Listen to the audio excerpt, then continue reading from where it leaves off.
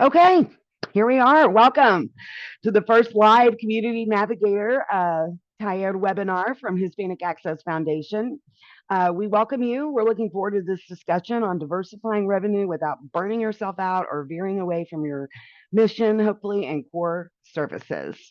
I'm going to hand it over to my Rockstar Admin Navigator for a couple little housekeeping items, and then we'll dive in.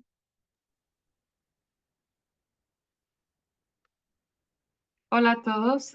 Si desean escuchar esta presentación en español, simplemente haga clic en el símbolo de globo en la parte de abajo a la derecha de su ventana. Haga clic en Interpretación, después haga clic en Español y opcional, para escuchar solo en español, haga clic en Silenciar audio original. And we would love to see everyone who's in the room and from what organizations. So if you're comfortable, please put your first name, your organization, and location in the Zoom chat. And on the screen are the instructions on how to change your name. Some of you might have joined from Laura's invitation, so you might have Laura Wood as your name. If you could change your name on Zoom so we could see what organization you're from. Also, while during the presentation, you'll be on mute. Feel free to use the reaction button at the bottom of your screen during our presentation. Thank you. Well, first I'll just start with introducing Hispanic Access. We are in the mission of connecting Latinos and others with partners and opportunities to improve the lives and create an equitable society. Our vision is that every Latino in America will enjoy good physical health and a healthy natural environment, a high quality education, economic success, and civic engagement in their community, with the sum total of improving all the lives and future of America. These are the main focus areas that we operate in. Today's program is brought to you by the Community Navigator Program. And we are a partnership with the USDA Forest Service to bridge access for Latino-led and or serving organizations in need of climate resilience funding. And we have developed 2 cohorts on grant writing, introduction to grant writing, and also one on grant compliance management and reporting. And that is our Cultivando side-by-side grant mentorship program. And they come with one-on-one coaching and an abundance of networking. And shameless plug, I'll have a few of those. Our next introduction to the world of grant writing kicks off April 2nd and still has openings. In addition to the cohorts, we have developed these talleres for organizational capacity building. And that's where today's topic falls under. These happen every other month, and the next one will be on integrating climate initiatives into your work in March by my esteemed colleague here on our call, Abby Ray. So quick introduction. I am the Grant Navigator Manager for the Community Navigator team. This is a group photo that we took in Albuquerque. I've been a nonprofit consultant in various forms for over 20 years, and I've been focusing specifically as a federal grants consultant for about the last 5 years. And I was lucky enough to join Hispanic Access a little over a year ago when the Community Navigator program was first established. My Rockstar tech support, emotional support, admin navigator you met is Evelyn Miguel. I'm coming to you from Fort Worth. She's coming to you from Miami, as well as our lovely interpreter, Natalia Vasquez from Heart and Brain Studios. She didn't actually take this picture, but she is an amazing photographer, so I popped her in there because she's in the business of always making us look good in 2 languages. All right, so believe it or not, today's first order of business is to breathe. We all have been barraged with only news this week of things we cannot control. So for the next 45 minutes or so, we're going to take a deep breath together and we're going to focus on what we can control. And so we're going to start with looking at the overall landscape of philanthropy in the country. Who's giving, who's getting, and then figure out what to do with all that information. And hopefully you guys will leave today with some hope, some networking, some solidarity, and some hacks, some tips and tricks to take into 2025. All right, and I'll stop here and there for questions. My colleagues are monitoring the chat. I can't see it, so I will stop here and there. But let's just run through some data here. The past couple of years, the bulk of all nonprofits are the charitable 501c3 kind, as I'm pretty sure everybody in this room is. 1 in 10 of those being community and private foundations, which I actually found that stat interesting. Of the $3.7 trillion given to nonprofits in a year from generous people and foundations, we nonprofits spend 3.5 trillion of it. So 95% of what comes in, we send out. So no wonder we're broke and exhausted, because that's what we're supposed to be doing, right? Except what's interesting to think about and want everybody to think about is that the acceptable operational cut is really anything over 80 to 85%. So maybe we should be holding a little bit more back as an industry to ensure sustainability. So I found that interesting. You're going to see along the way, I've done my level best to cite my sources. A lot of this came from Candid, but at the end, I have a little bibliography slide, by the way, so you'll see everything that I saw. All right, so let's slice this up a little bit. What revenue sources make up the $3 trillion that comes primarily? And you can see, ironically, since we're grant navigators, I don't have grants in here because today we're focusing on diversifying outside of that. So, but this is interesting. So another way to look at it is of the $5 billion in contributions, notice that individuals make up the majority of that. And so today, that's the segment of the population that we're going to focus on. And with that, you guys were kind enough, or maybe it was mandatory, I can't remember, to answer the question about how you did last year. And so we're gonna tease that question out into 3 areas and do a quick little poll here.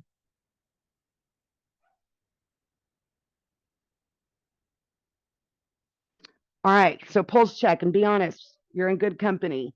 Last year you were right spot on your budget, in line, a little bit less than, or a little bit more than. I'm gonna give y'all just a second to do that and let my dog out, because that's the world we live in. Locking him up in the bedroom failed.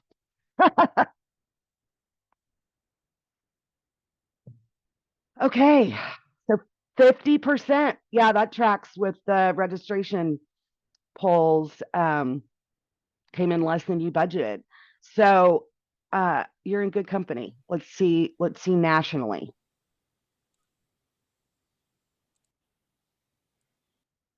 As you can see, for the last 2 years, 25% of all nonprofits nationally didn't meet their goal, and about half-ish did. Another 25% exceeded it. However, if you look at it again, broken down by annual operating revenue, the little guys did about the same as the big gorillas in terms of meeting their budget, 55 or so percent. And I found that interesting, that the sweet spot looks like kind of being that mid-sized nonprofit with $5 to $10 million annual budgets performing the best at 64%. So as my colleague Abby loves to say, mo money, mo problems. All right, so how is all of this money received? Okay, here are your basic segmented revenue streams for a really nicely ideal diversified donation portfolio. You'd have individuals, special events, grants, corporate funds, earned income. However, we live in the real world. So how many, when you read this, you really see this? Some unintended consequences of trying to build too much too fast, or ending up with mission ADD, trying to react to every channel out there, adding events and other ways of giving without adding staff, all adding to total burnout. So that is not today's goal. We're not going to try to throw more bricks at you. We're going to just try to put some mortar in between the bricks, if you will. What if instead it looked more like this?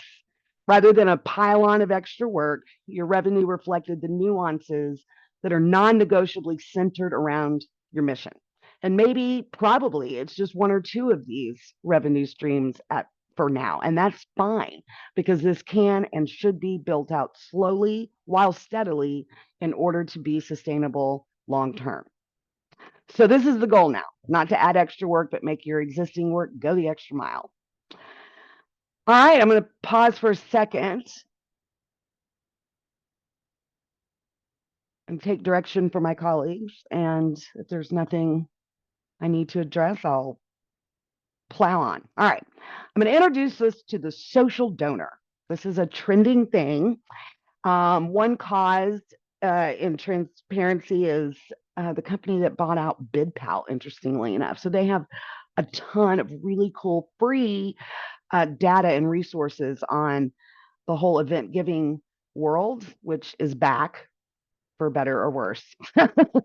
So the definition of a social donor is someone who gives through event or peer-to-peer fundraising. And this person now represents 20% of the individuals who are giving to charities.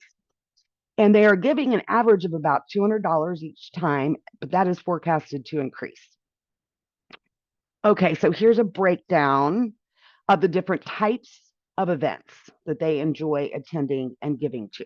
So 40% of them enjoy giving through events that they get to participate in. Another third give to special events like occasions, which is like honoring a person or a tribute. And then you can see giving days, challenges like a board member puts up a challenge, with auctions bringing up the year, bring up the rear. Because whoever wants to do another auction again. Here's where you can see where they hear about you. And so person-to-person relationships still number one, with obviously social media being a close second. And then here are the social media channels that each generation finds you. Not too surprising, but still interesting. You can tell we're data nerds in our program. So 25% of these donors are first-time donors. Over a third of them are current active, but y'all, 37% are previous donors that lapsed. They had stopped giving and they come back to your organization and start giving again. So that's kind of a big deal. You can see here the method that they gave, nearly half of them by credit card. So let's look at why they give. The top 3 social donor giving motivators are that it's easy to give, you're transparent, and they care about the mission. Nearly half of social donors report being motivated by an organization's demonstration of innovation and adaptability. Now, this was not a trend that I grew up with or came into the philanthropy world with. It just used to be solely based on relationships. And now the relationships are super key and always will be, and the overarching reason people give. But now in this age of millennial giving, you have to have that added layer of innovation, adaptability, and honestly, transparency. So it's a thing. 74% reported they'll become annual donors. Talk about sustainability. And they're only going to increase in their wealth. And how much will their wealth increase? In case you were wondering, this segment is going to inherit $84 trillion over the next 20 years. So this whole great wealth transfer is a real thing. So we're going to talk about how to access that money. It's easier than you think. The vast majority of this money is and will continue to be housed in trusts and in foundations. So it is no surprise in the recent study from the and you'll see it a few times. The Indiana Lilly School of Philanthropy does this amazing annual report. It's also free, but it shows giving from foundations and estates for 2025 is going to increase a lot. All right, so now we're going to dive into that's interesting, Laura, but what do we do with this information? But I'll pause for a second if I need to answer any burning questions or.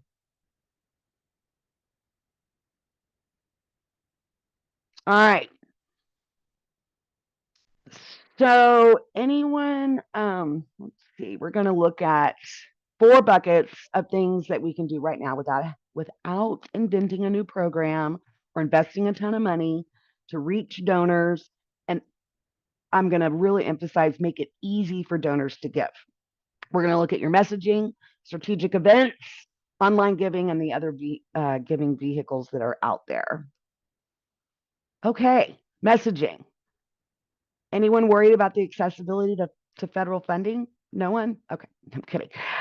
But here's the deal. Funding sources can vanish quite suddenly for various reasons. About 10 to 15 years ago, the United Way in my community radically cut their workplace giving grants, nearly crippling a good chunk of the nonprofits here who had come to depend on them. I've had a client in the past who depended on a $250,000 grant every year from one of the largest foundations in our country. They got a new board president wanting to change their priorities, and poof. I've had another client whose founder was diagnosed with terminal brain cancer, and they were largely dependent on his closest friends and families who were only giving as long as he was at the helm. So, what is the common denominator here? The word depend, dependent on. However, there's a tendency in human nature to not want to share when bad things happen, like it's a failure. I want everyone in this room to hear this. Losing funds outside of your control is not a failure. So be transparent with your board and your donors when this happens, for whatever reason it is. There is, however, a fine line between scaring the clients you serve and letting your donors know that you're in need, right? So, what does that look like? Couple do's and don'ts I've learned along the way. Do not let them see you freak out. Do that privately. Freak out privately. Do get your ducks in a row first by identifying exactly what services will be impacted and what does that timeline look like. Put a short list together of potential donors and foundations that you can go to first. Now, every nonprofit needs an in case of emergency list. So think about who would be on yours. Come up with at least a loose plan for a solution. Then go be honest and make the ask. And I want to say something quickly about making the ask, which is ironic because I've had to tell myself this a bunch the last 24 hours preparing for today. One of the reasons we all love grant writing, it's impersonal, right? We don't feel like we're really asking for money. It's their job to give away money, right? So take it. This is the best advice I ever got early in my career.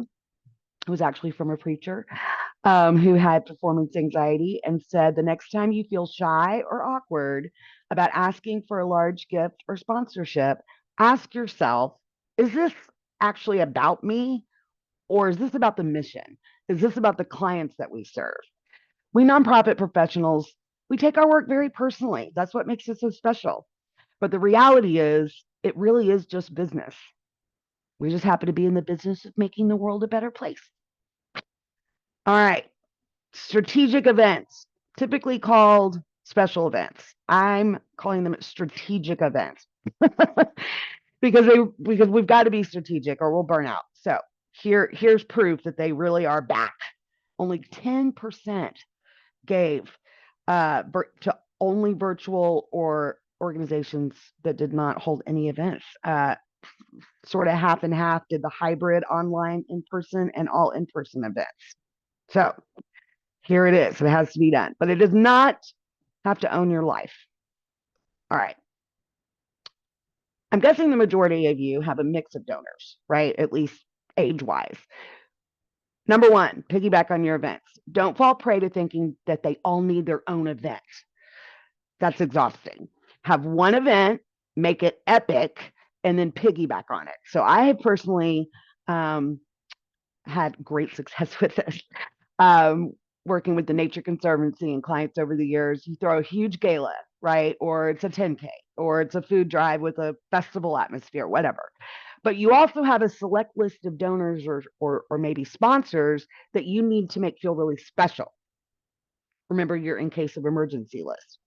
Put together a 30-minute VIP reception either before or after the event, depending on the age demographic. I generally recommend before because you have the most control. Events tend to take on a life of their own and you're exhausted at the end.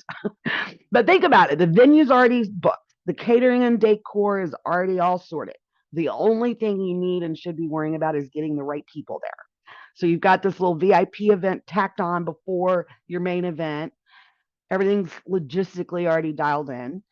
Get someone to speak to this smaller group, maybe an expert in your field or a local celebrity or a client testimonial. They will feel extra appreciated and be impressed with your efficiency. All right, next is to assign someone to manage the logistics. If you have the budget to hire an event planner, I have found that that is always money well spent. If you do not, however, a volunteer, a friend, in my case, it's actually my sister-in-law, someone who's super organized, detail-oriented, loves a good party, and is not afraid to bark orders. Turn them loose. You need to be spending time with your donors. Don't let me come find you to introduce you to, that bank president that I coerced my dad into getting to the party. And I only to find you yelling at the porta potty people for setting up next to the buffet. It's not a good look. We've all been there. Lastly, it's about the follow-up.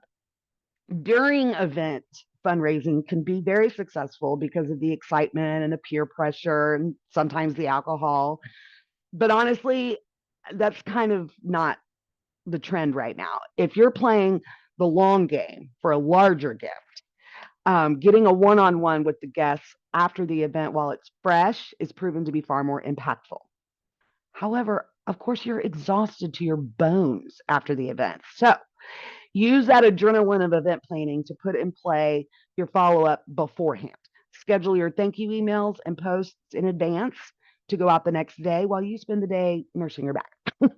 At the very least, get all the messaging down so that all you have to do when you crawl in on Monday is attach a couple of good photos that you got someone else to take and hit send. All right, we're going to move into foundations. I'm pausing intentionally. Okay, so here's your foundation checklist. Invest some time in research. Take advantage of all the free trials out there on LinkedIn Sales Navigator for 90 days. Cancel it as soon as you've downloaded all the CEOs of corporations and foundations that you've always wanted to meet with. Take advantage of free trials with all the prospect research platforms out there. There are literally dozens, and they are all competing for your business. Again, I did not spend one penny on all the validated research that I'm bringing you today. Introduce yourself to your local communities foundation. Y'all, their only job, how do you get this job, is to find charities to give high net worth individuals money to. So pick me, make sure they know about you. For real, that $84 trillion in transferred wealth is sitting at trust at your big banks, Bank of America, Wells Fargo's, what have you, and your communities foundation. Find that person that works there, buy them lunch, put them on your listservs, tag them like crazy in your social media. Okay, develop your template for grants. That's huge. We teach you how to do that in our cohort. But don't just fire out boilerplate language. Have your template ideally set up where you can easily go in and customize it to the foundation or the agency or the individual or the corporation's own goals, right? We're in the matchmaking business. So don't forget that. And then lastly, when it comes to institutional giving, I mean, this is true for corporates too, not just foundations. Remember to love on them like you would any donor. The staffers and program officers at these big entities may not have the wealth themselves, but they are the gatekeepers to it. So make them your biggest champion. All right. This slide, literally, I put in my notes. This slide speaks for itself. Something we all need to be doing is checking in with our social media game. And this is going back to making it super easy for people to give. This last one here, I was talking to a fellow consultant friend of mine about how it's so unfortunate but so real that if I have to pull out my credit card and type it all in, I may or may not, I might bail. I mean, that we live in a world of immediate automatic payment. So make sure your organization is as easy to give to as it is to buy something off of Amazon whenever possible. Okay, on different giving vehicles, I've learned as I have had the great privilege of working with organizations with Hispanic access all over the country that a lot of organizations have a misconception that you have to be some big, sophisticated, like hospital or university to accept gifts of stock or donor advised funds, bequests. If you accept a check, you can accept any of these things. So I really encourage everybody to update, go back and look at your gift acceptance policy and make sure that it shows that if you put the onus on the donor to liquidate whatever it is they're trying to give you, their car, I mean, I've seen it, I've seen a horse, I've seen it all. They can sell that asset and write you a check if you can accept it. You can also have a consultant on hand that is an expert in bequests, and they only get paid when an estate situation comes in, or perhaps you recruit someone like that on your board that has that experience. Um, Legacy giving is a very real thing, and it's not a lot of work on your part. Once you have updated your policy and you want to make sure that everyone knows that you did that, so tell the world that you can accept all of their interesting gifts in whatever form they take. So shameless plug. The end goal is this is our giving page, and you can see when you go and the monthly giving. That's a huge one. We've branded ours, right? Elevation, so that you feel special. All public radio does that. I mean, y'all can all think of big examples. That's a really big one. If someone asked me right now for a $600 donation every year, I would definitely say I can't do that.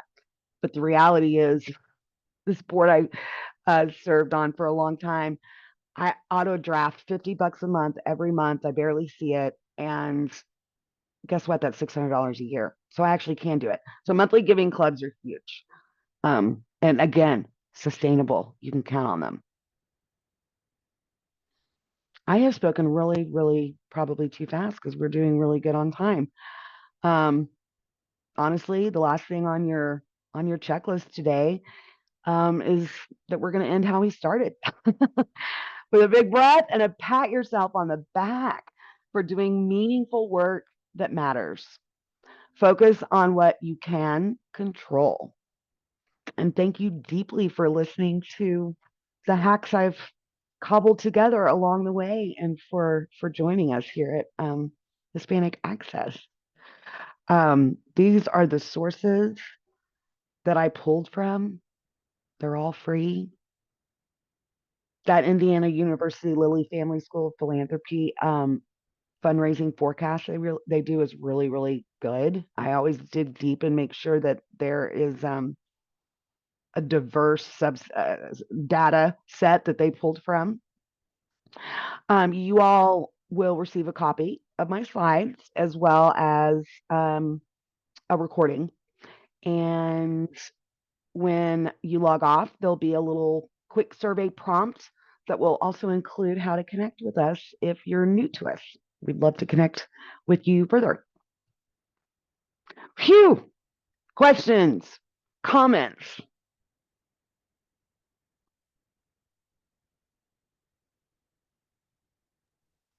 Feel free to raise your hand or unmute if you want to ask anything.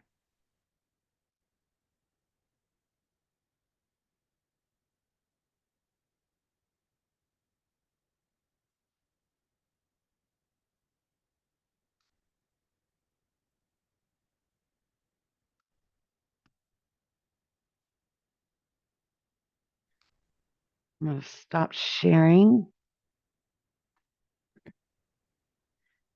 There's a question in the chat, Laura.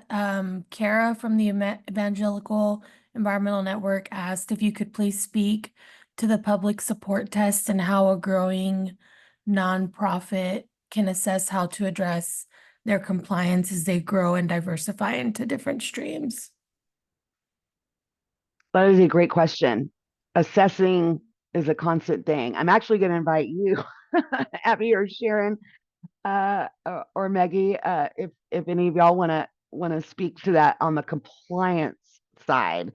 My short answer is to constantly be in communication about your plans and start with your board and ask them to do some of that. But would you guys have anything to add to that as far as the compliance? Yeah, I would say to make sure that you have an up-to-date grants processes manual, grants handbook, maybe an SOP that kind of helps you navigate how your organization does compliance, and that has all those processes formally outlined. And that'll really help to address any compliance issues, especially as an organization grows. Like Laura said earlier, it really is true. More money, more problems. And we mean that in a good sense. The more money that you have, the harder it can sometimes be to manage it all. So having those compliance processes written down, having an up-to-date grants manual, including things like procurement, anything that's part of like the uniform guidance or CFR, making sure that that's all addressed in your compliance manual. Thank you. I swear I did not ask myself questions, but I did share my link out even though I wasn't supposed to. So great question, Laura. How do you prepare in case you meet a person of wealth in the elevator and you only have 2 minutes? Yes, the elevator speech. I should have had a whole slide on that. Absolutely hone that down. And because this can be awkward, make sure everybody is using roughly the same one. I mean, if you offer a bunch of different programs, you may have board members that only talk about their pet program, so have that organizational elevator speech ready to go with your QR code or your business card or whatever, because that does happen.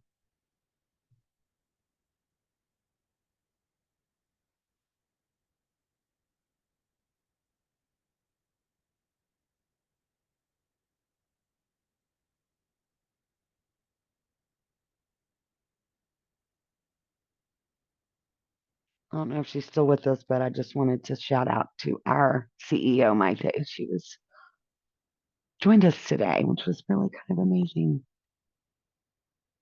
George Foreman donor. Set it and forget it. That's hilarious. I love it. You guys are sharing a lot of great resources with each other, which makes our hearts sing. That's what we're all about. Our our chief development officer, Luke, is here with us as well. Anything that you would like to add, because this is what you wake up and think about every single day? Yeah, maybe on sort of current trends that we're seeing. This year is the year of the DAF, Donor Advised Fund. That is sort of a more nuanced fundraising market. They're treated like individuals, and yet they're somewhat different. A donor advised fund is like a personal philanthropy bank at the local community foundation. It is very difficult to communicate with DAF managers. In fact, the people at community foundations usually prefer you don't get in contact with them. The best way to plug into that money that we understand right now is to just get in front of the people in your area. Spin that message out. If you visit your local community foundation, you can ask them about their donors, share with them what you do, and see if they're willing to connect any donors who are interested in the areas that you're working, interested in sharing your mission and organization with those donors. And you may see that could prove fruitful as DAFs are continuing in popularity and are one of the largest areas where money is being dumped currently for philanthropy. Some other things we're seeing, is the utilization of AI. Kind of scary, super powerful. Donors right now do not appreciate messages that feel overly AI based or coming from AI entities, and it's obvious. So find a way either to hide that it is in fact AI, because I do recommend using it if at all able, even if it just is proofreading your work. Otherwise, be careful how you use it and keep an eye to your own security of data, as well as making sure that your donor's information is not at risk.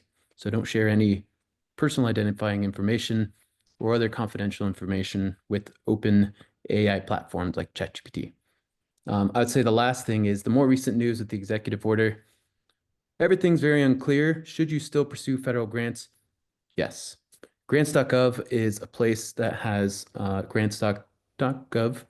You can go find searches, save those searches, have those searches sent to your inbox. I recommend refining as much as possible because you'll get way more than you could possibly prospect for. So be very picky about program area as well as the agencies. I recommend aiming for agencies that are not shrinking and or are growing instead in their budgets. Places like technology, workforce development are great opportunities to continue to expand your work.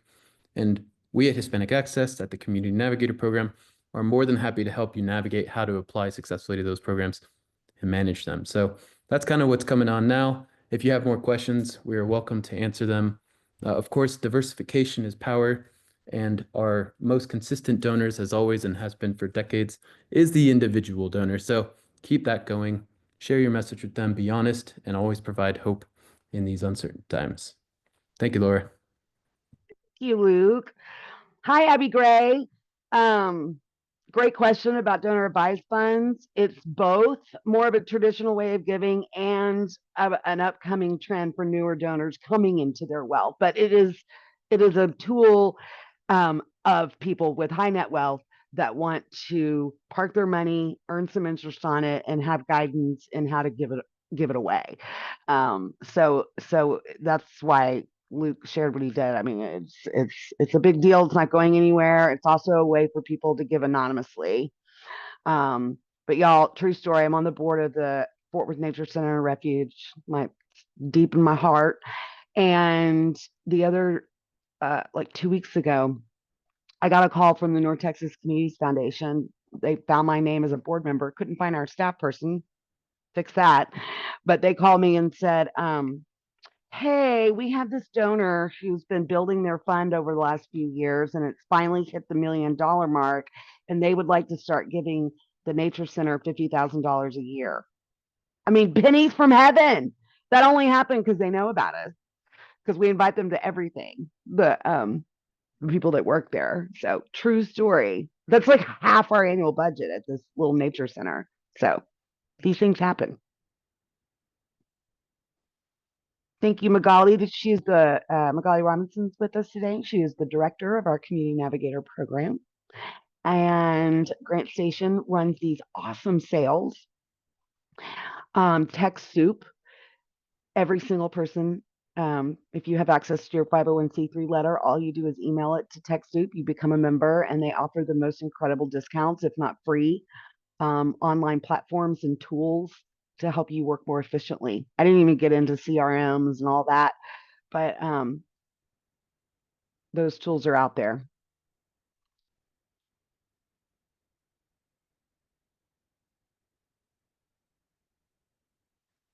Anyone else have any pain points or success stories or questions?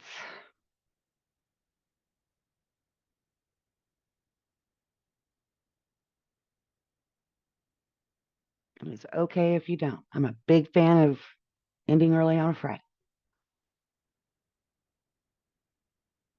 I really want to thank our interpreter, Natalia. Sorry, we spoke too fast.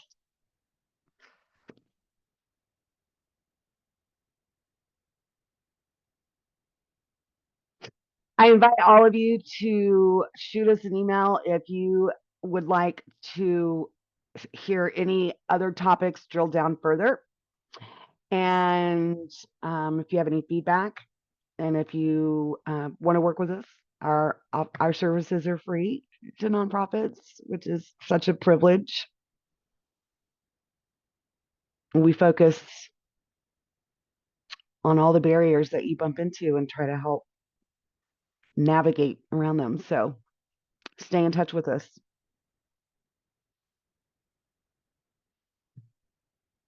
And with that, I'll go ahead and give us all our Friday afternoon back. Thank you again.